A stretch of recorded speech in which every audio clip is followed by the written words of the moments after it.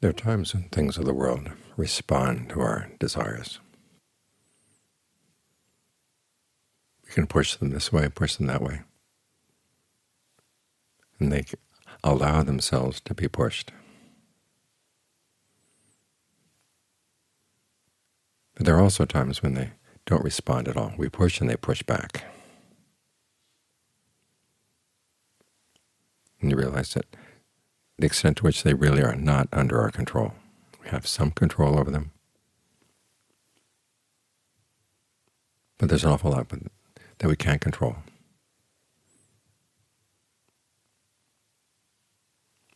When the world is out of control this way, you begin to wonder how you can live here. And you wonder if the idea of control has no validity at all, if it's entirely illusory. When you start thinking in that way, your heedfulness dies. And when your heedfulness dies, all hope of developing any kind of skill, developing skillful qualities in the mind, will die as well.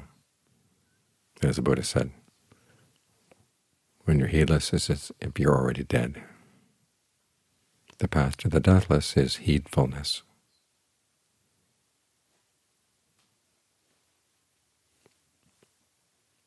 So this is why we have to have conviction in the Buddha's awakening,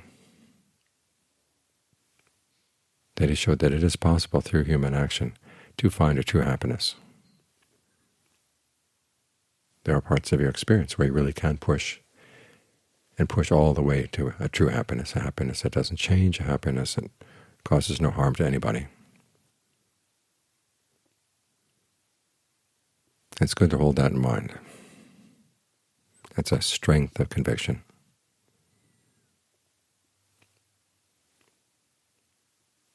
And it allows the principle of heedfulness to make sense.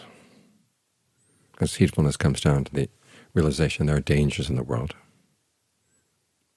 But you can make a difference.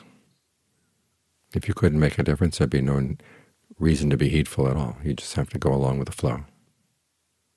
Allow the machine to chew you up and spit you out.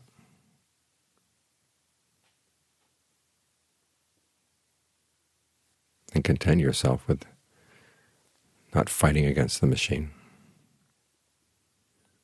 But even though the simple fact that we have this ability to content ourselves and not content ourselves shows that there's something we have some control over.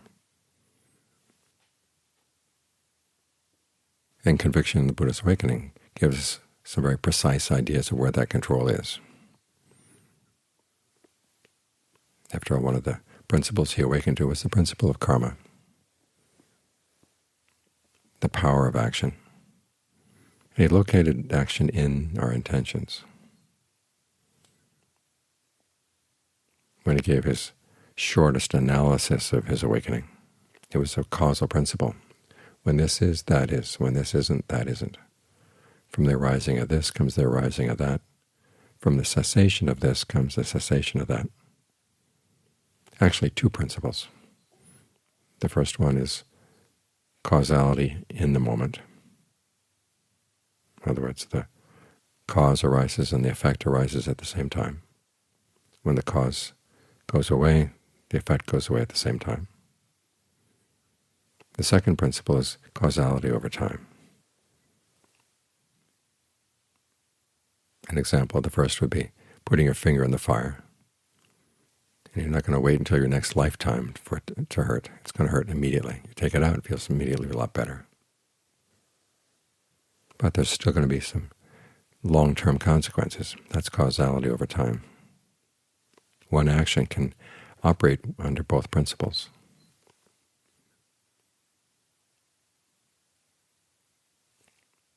And so when we can push the world around, who's doing the pushing? Our intentions. But they're pushing against the results of past intentions. If the past intentions were good, things will go in line with the way we want them to. If they're not, they put up resistance. We have very little control over what's coming in from the past. We can develop states of mind that minimize the effect of past actions. It's one of the reasons why we develop limitless goodwill, limitless compassion, empathetic joy, equanimity, to make our minds enlarged.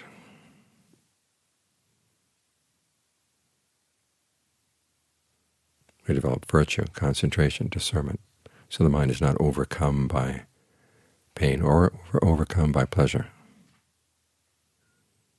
When you've developed those qualities of mind, that actually can have an effect on past bad actions.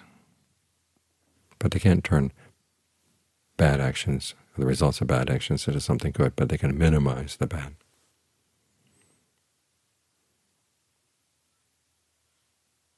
But the important thing is what we do with our minds right now, our intentions right now.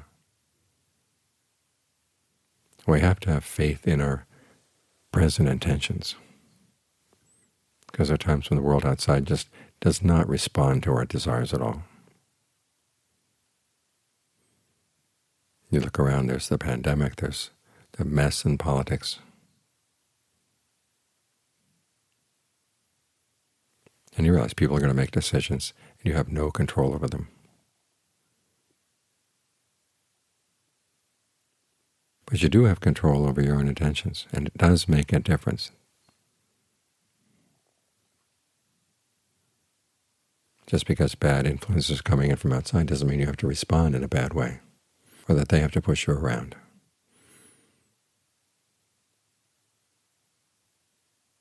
We do have this element of free choice here in the present moment. How much free choice? There's no number by which you can measure it. Say you have X percentage of free choice at any one time. But you always do have the choice to do something skillful, even if it's simply refraining from something unskillful, holding yourself back. But that ability to refrain yourself, that is skillful.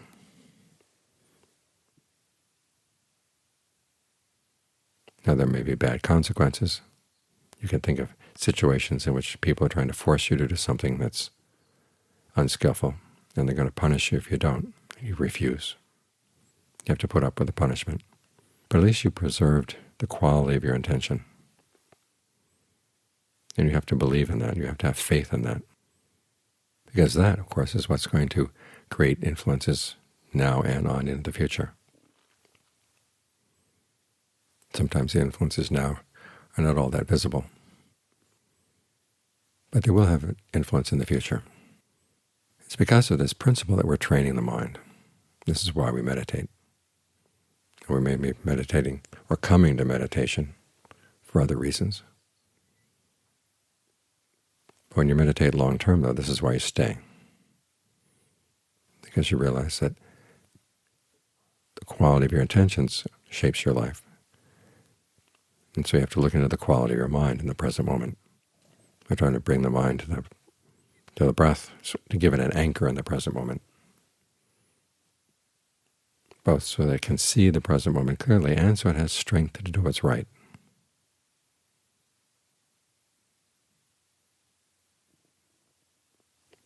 When you get the mind still, you can see things moving in the mind that you wouldn't otherwise. Areas of the mind that were blurry or foggy or muddy get clear.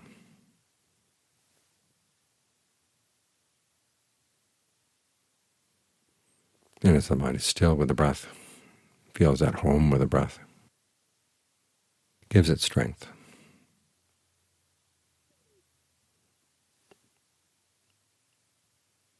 There's a sense of well-being, but the well-being is not an end in and of itself. As Buddha said, one of the results of concentration is that sense of well-being, a pleasant abiding in the here and now. You can breathe in ways that feel really good, deep down into the body.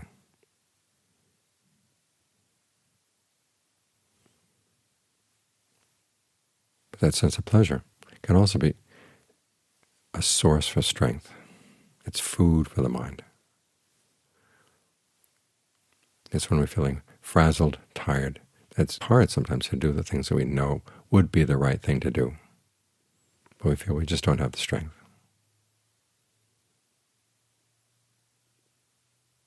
But when the mind is well fed like this, then it does have the strength to figure out what the skillful thing would be in any situation and to carry it through.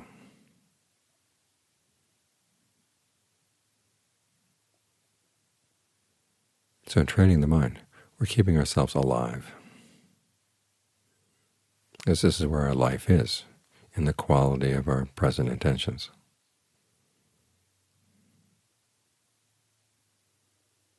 And having faith in the quality of our present intentions, because the world can look pretty bleak at times.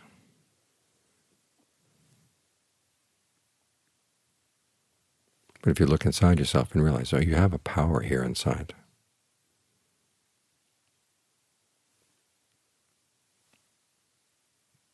You know that there may be constraints outside. Still, you've got this potential here, so you want to keep it alive.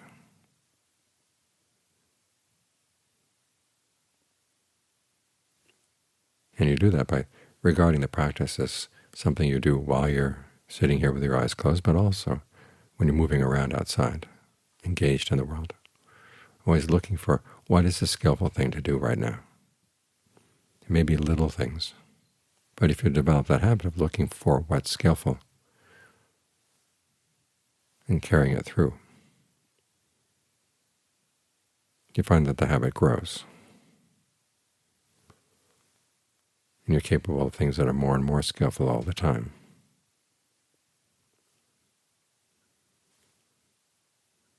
Now, this is one of those truths that becomes true because you believe in it. There was an American philosopher, William James, who said there are basically two kinds of truths. There are the truths of the observer,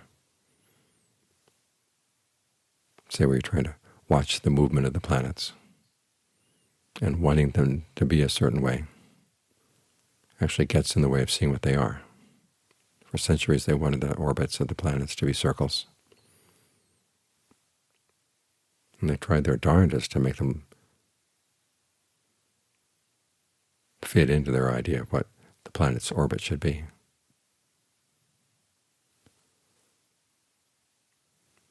And it wasn't until someone came along and said, no, they're not circles, they're ellipses, and they finally realized what was actually going on. That was the case where your desires get in the way of seeing what's really true. But there are other truths that have to become true because you believe in them. And your freedom to do what is skillful and to explore how far skillfulness can go. That's a truth you have to believe in for it to happen. Just like being an athlete.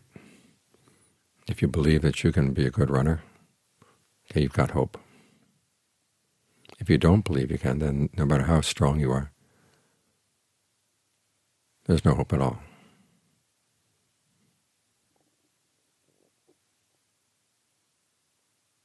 So our hope for safety, our hope for well-being, lies in having faith in the quality of our current intentions and keeping that faith alive by trying to act on our most skillful intentions, whatever seems to be most skillful at any time, and checking on the results. And if it turns out it was wrong, well, you've learned, and you can apply that knowledge the next time around. But you're taking your intentions really seriously. There's that old Peanuts cartoon where Lucy's complaining. She says, if you have to go around watching everything you say, you never get much said.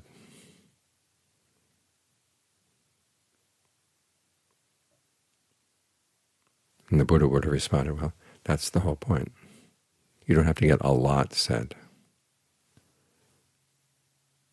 You want to get skillful things said, and that means you have to watch everything you say. You have to watch everything you do. Now, this may sound onerous, and it would be if it weren't for the fact that we can base it on our practice of concentration, have food for the mind. That, too, is a form of skill we can develop. So it's not just work. It's learning how to feed the mind in a way that gives it a long-term strength, deep strength,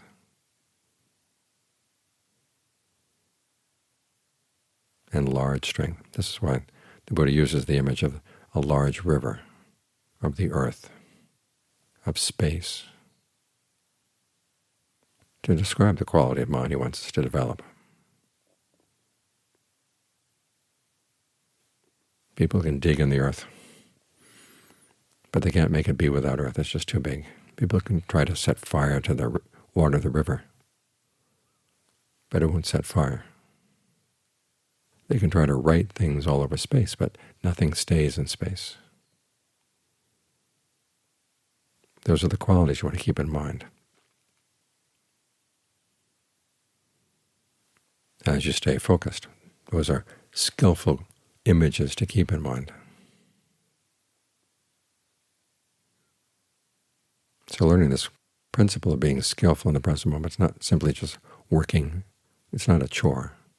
It's also learning how to furnish the mind, nourish the mind, feed the mind, so that it finds true happiness in doing so. The rewards are not all at the end of the path. They're all along the way.